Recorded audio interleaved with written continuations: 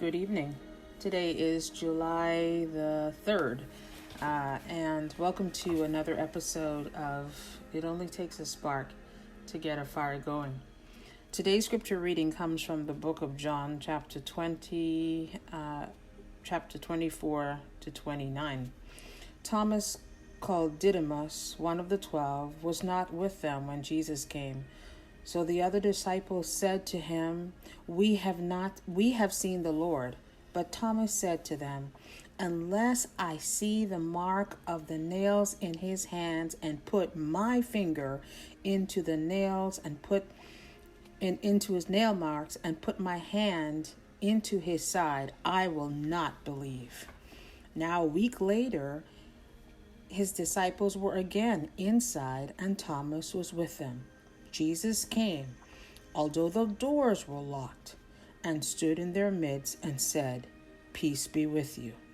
Then he said to Thomas, Put your finger here and see my hands, and bring your hand and put it into my side. And do not be unbelieving, but believe.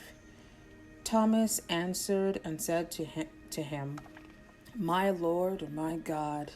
Jesus said to him, Have you come to believe because you have seen me?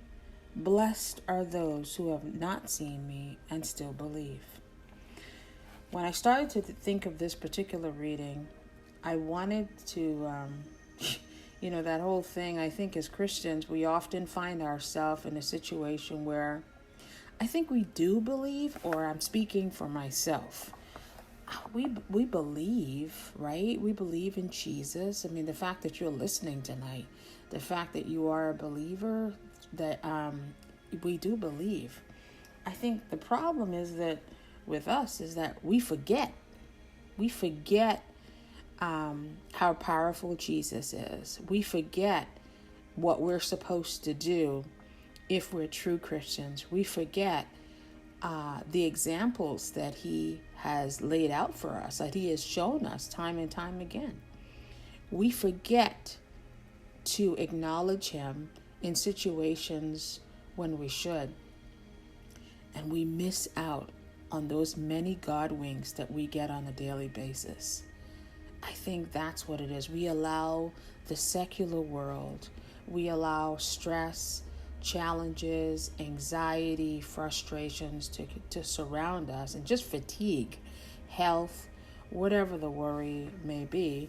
Sometimes we allow, or even pleasure, right? It may not even have to be something that, that may be negative or may just give, cause you to go in a certain direction. It just may mean that your life is just so great that you're just sitting in that euphoric place, or you're just at peace and you just love that peace. As long as that peace does not require you to reach out and do acts of mercy to feed the poor. You stay in your little box. You stay in your little house. You stay in your circle of friends, and you stay right there because it's safe. It's familiar. And I think as true believers, if we have no doubt, if we're not like, if we are like the other apostles, not like Thomas, I think we do believe. And that's great. Because we believe even though we haven't seen. But I think we forget. We forget what we need to do. And I think sometimes I started to think today, of the little God winks I had. And I think that's a good reflection to have. I certainly had a God wink when I woke up. I was extremely fatigued. And I took a long time. I woke up with a very bad headache and disheveled. Felt like a brick had hit my head, and my body was just not feeling like its normal self. And by the time I was able to, my husband brought me my coffee, like he always, I'm so blessed. He brought me my coffee, and I told him that I had a headache, and he just let me be. And by the time I walked into the kitchen, Biagio was at the table and he was having, I think, his breakfast. And for that moment, I looked at him and I saw Jesus. I saw the outer appearance of my son, but I saw the spirit of calm and at peace and with him. I just had that little God wink. I just felt the presence of Jesus. And before I went to Mass this morning, I made sure I was checking on Evonia, and as she was fast asleep, I saw, that I had a God wink moment again. So I was just, excuse me, I was just so touched that I was able, the kids are around every day, but, and sometimes, they have different moods, but today I saw his reflection in them. And I think that's what we have to remember, that regardless of where we are, what's going on with us physically, he is there. If we open our eyes and see, he is there. If we truly believe, if we open our eyes, even when we're waking up with a migraine headache and our body feels like roadkill, if we open our eyes, he will reveal himself to us. And I think that's what that's the message I have. That's what we have to be encouraged to do. And today I had a conversation with a friend I haven't heard from in a while. She's about 90 years old, and she, her and her husband, they were going for a walk. And as I was talking to her, I was just so happy to hear her. And she was telling me about the mushrooms that she was seeing on the walk. And I, for her, she's like a sister. I said, I don't see color. I don't see that. I see you are my sister. And I love you. And she was just so touched by it. And I feel like I'm full of love. I do believe that it's not necessarily anything that I've done. Sometimes I really feel like I'm going on autopilot because of the challenges that I have faced. One can be bitter, right? But we have to get better.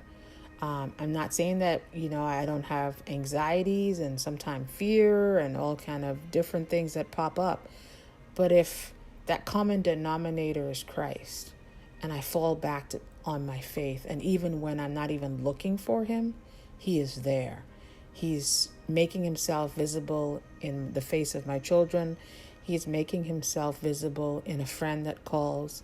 He's making himself visible in a friend that sends a text. He's making himself visible to me when I see my husband working on our bedroom floor. If we are truly connected, then and we quiet our souls long enough, he wouldn't even wait for us. He will just reveal himself to us. And I think that's what we're challenged to do.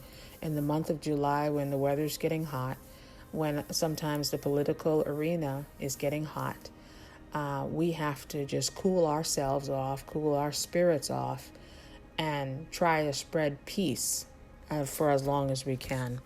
I had a friend who was going through having a lot of anger with, I guess, the different statues that were being torn down, and I had to, I could meet her in the same place. I can meet her with hostility and anger and terminologies for things and why is this happening? And I said, you know what?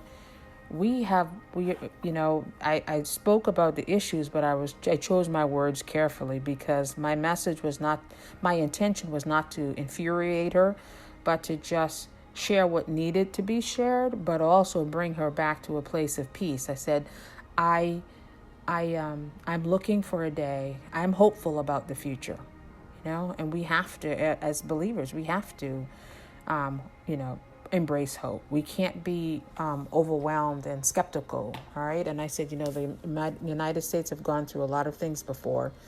We're going to get through this, and hopefully people will be safe, and nobody will have to live in fear. Nobody will have to, whether because of the color of their skin or the money that they have, nobody should have to live in fear. And so that was a real discussion, and as we continued, she kept, she was at a calmer place. And I think as agents of change, that's what we're called to do.